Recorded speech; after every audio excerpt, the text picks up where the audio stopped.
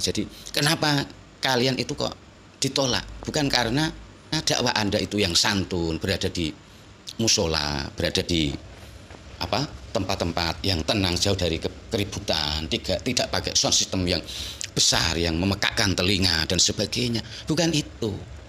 Kalau Anda sadar dan memahami bahwa sebenarnya justru yang sangat berbahaya itu adalah doktrin, ajaran. Ya, melihat fakta kemarin pernah ada terjadi. Ini maksudnya efek dari dakwah-dakwah para ustadz-ustadz Salafi Wahabi ini. Efeknya adalah ada kejadian ya. Kita tidak lupa kejadian itu bahwa ada orang yang telah menendang sesajen. Ada salah satu simpatisan Wahabi menendang di dekat Merapi saat itu. Kemudian kita masih ingat Ibu Pertiwi.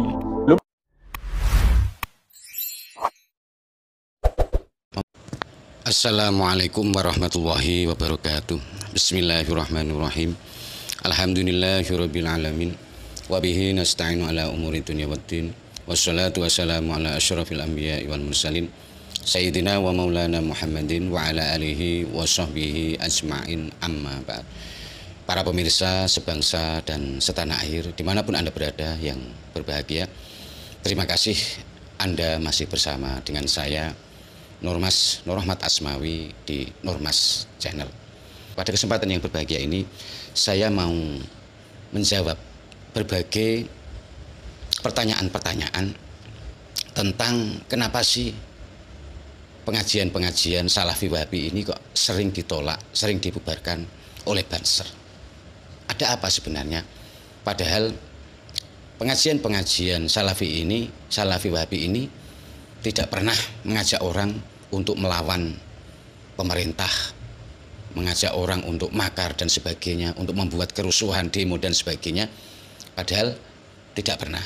Ini yang menjadi alasan mereka, para saudara-saudaraku yang ada di Salafi Wahabi, yang menjadi protes mereka, kenapa kok dibubarkan? Padahal kajian Ustadz Syafiq Reza Basalamah yang seperti kemarin itu di Surabaya dibubarkan, menurut mereka kajiannya itu kan tidak ada sama sekali untuk mengajak orang melawan pemerintah atau membuat kerusuhan dan sebagainya. Pengajiannya justru berisi mengajak orang untuk lebih beribadah sesuai dengan ajaran Al-Quran dan hadis.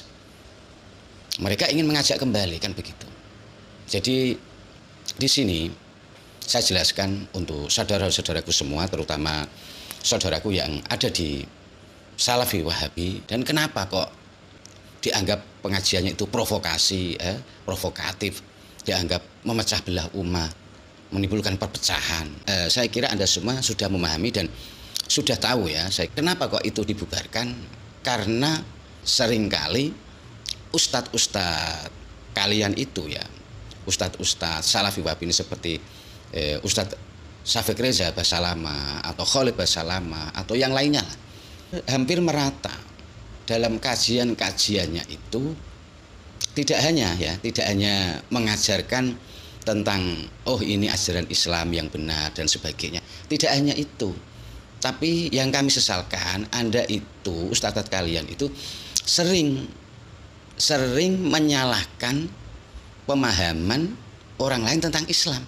Sering menyalahkan kelompok lain, itu dianggap bid'ah dan sebagainya. Nah, inilah kayak beginilah yang tidak bisa diterima. Kalau seandainya dalam ajaran ustadz-ustadz kalian itu misalkan cukup hanya mengajarkan kalau Anda ini loh ajaran yang benar menurut imam kami. Yang menurut imam Anda siapa? Silakan. Merasa paling benar tidak apa-apa. Silakan Anda ini loh ajaran yang benar menurut imam kami dan sebagainya. Silakan Anda mengajarkan hal semacam itu yang menurut Anda benar. Silakan Anda membenarkan ajaran-ajaran yang Anda pahami tentang Islam ini. Tapi Bu Iyo, tidak usah menyalahkan ajaran orang lain. Tidak usah menyalahkan pemahaman kelompok lain. Ini yang perlu Anda pahami. Kalau seandainya Anda itu cukup mengajarkan ini salah, itu tidak baik, dan sebagainya, itu tidak apa-apa. Tapi kalau kemudian Anda terus mengatakan kalau ada orang yang beramal kayak begini, ini berarti salah, ini keliru menurut hadis ini dan sebagainya. Ini kan Anda sudah menyalahkan orang lain. Kata-katanya tidak seperti itu. Kalau Anda ingin, kalau Anda memang berbeda pendapat, seharusnya kan kata-kata Anda itu, ini loh menurut imam kami. Kalau menurut misalkan Anda berpedoman lewat imam siapalah. Kalau menurut Anda Imam Syafi'i, katakanlah ini kalau menurut Imam Syafi'i ini seharusnya begini ajarannya. Tapi kalau menurut Imam Maliki, menurut Imam Hambali seharusnya kayak begini. Anda begitu caranya. Betul-betul Anda ketika ngomong itu berdasarkan referensi dari pendapat ulama panutan Anda. Jadi ketika Anda ngomong misalkan, oh kalau kelompok sebelah, misalkan Anda kelompok sebelah kok mengamalkan misalkan ziarah kubur, mengamalkan adanya yasinan, mengamalkan sholawat kok kayak begini, terus kemudian ini salah. Kemudian terus Anda langsung ngomong ini salah. Nah ini yang keliru. Ini yang keliru. Seandainya kalau ngomong Anda, kalau menurut pendapat ulama ini kayak begini, kalau menurut ulama kita itu kayak begini, kalau Anda ngomongnya kayak gitu, itu enak. Seperti saudara kita di Muhammadiyah, kita NU dan di Muhammadiyah itu tidak pernah mereka berdakwah, kami tidak pernah mengusir dan sebagainya. Karena apa? Karena di antara NU dan Muhammadiyah itu sudah saling memahami.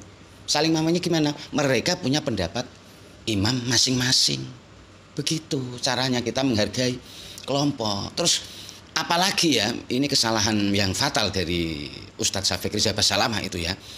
Kemarin itu ada ceramahnya itu mengatasnamakan Imam Syafi'i, tapi isinya bertolak belakang dari pendapatnya Imam Syafi'i, seperti menganggap doa kunut itu wajib.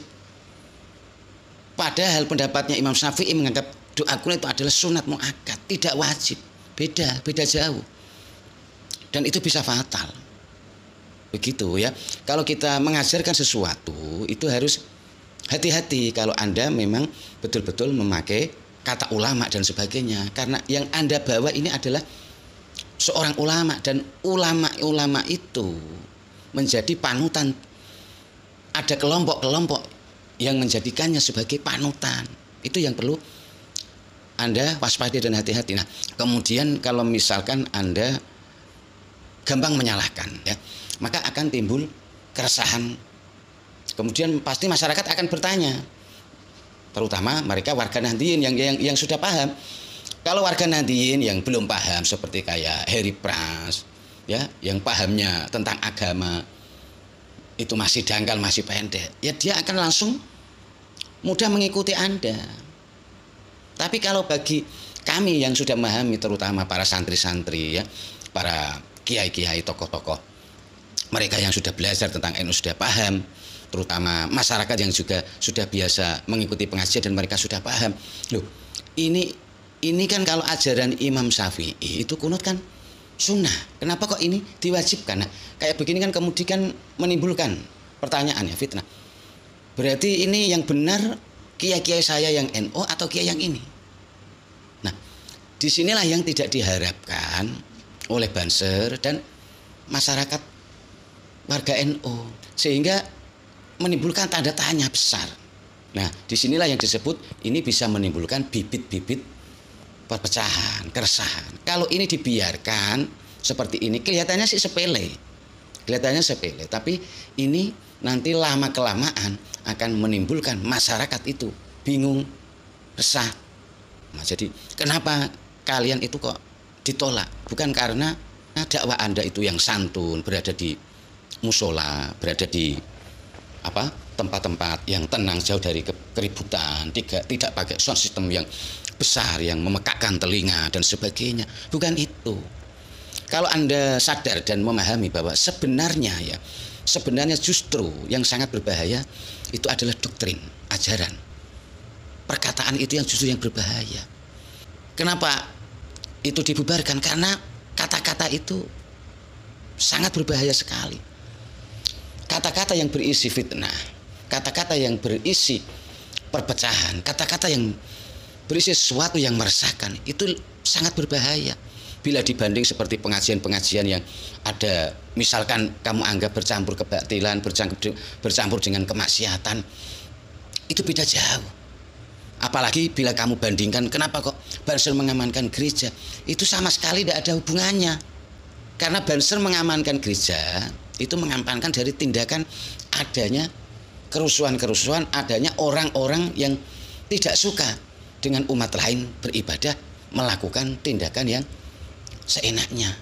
Tujuan mereka adalah ikut mengamankan, ikut menenangkan negeri ini. Bukan mengamankan, bukan menenangkan orang yang sedang beribadah. Tapi lebih kepada agar negara ini tenang, ikut menjaga ketenangan negeri ini. Intinya itu pada negara, bukan untuk sebuah kelompok. Beda kalau kata-kata Anda itu mengandung bibit-bibit perpecahan, bisa menimbulkan keresahan. Ini dampaknya akan sangat luas. Ini perlu Anda pahami untuk saudaraku, Pak. Ya, saudaraku Salafi Wahabi. Jangan disalahartikan. Kenapa ini kok kemudian pengajian dibubarkan? Sebenarnya tidak membubarkan pengajian.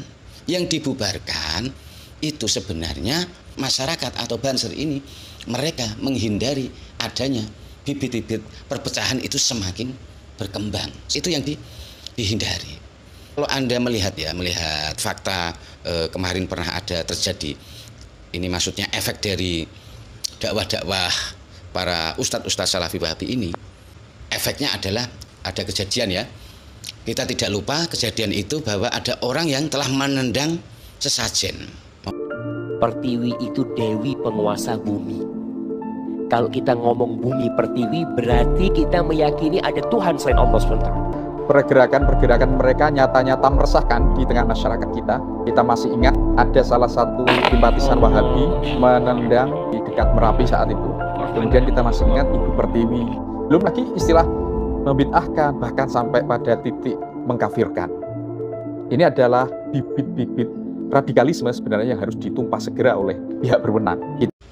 Orang ini maksudnya mungkin menurut keyakinannya itu bisa mengundang kesyirikan dan sebagainya, maksudnya baik.